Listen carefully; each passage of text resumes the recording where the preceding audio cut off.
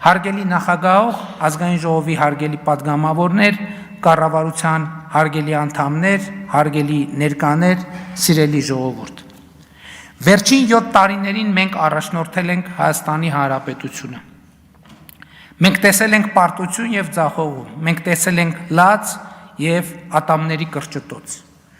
Մենք տեսել ենք ողբերգություն եւ ցասում։ Բայց մեր հաղթանակն ու ուժը նրանում է, որ մենք առաջնորդել ենք այնտեղ, որտեղ թվում էր անհնար է առաջնորդել, որտեղ սովորաբար առաջնորդություն չի լինում, այլ լինում է քաոս եւ խուճապ, փլուզում եւ կործանում։ Մենք առաջնորդել ենք եւ զուգահեռ իրական պետություն, իրական անկախություն եւ հետեւաբար ազատություն, բարեկեցություն,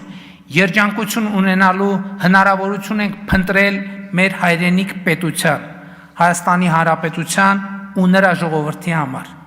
եւ ստեղծել ենք այդ հնարավորությունը եւ ուզում եմ ասել ստեղծել ենք այդ հնարավորությունը արդեն այսօր սա կարող եմ ասել բարձր եւ վստահ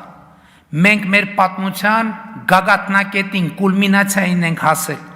եւ մեր հազարամյա պատմության մեջ մեր պետության հարատեվությունն ապահովելու այսպիսի շանս երբեք չենք ունեցել իսկ բոլոր ռիսկերը, որ գոյություն ունեն այսօր, գոյություն են ունեցել միշտ։ Բայց ռիսկերը եղել են շարունակական, որովհետև չենք տեսել եւ հետեւաբար չենք օգտագործել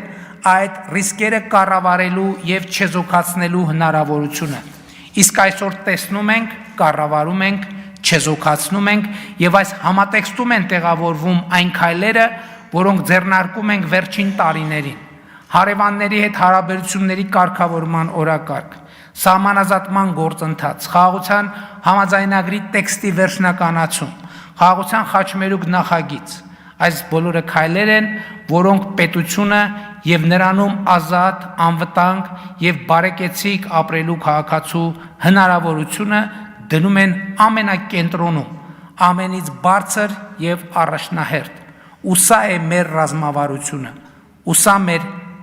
հարգանքի մեծագույն տուրքն է մեր բոլոր նահատակներին։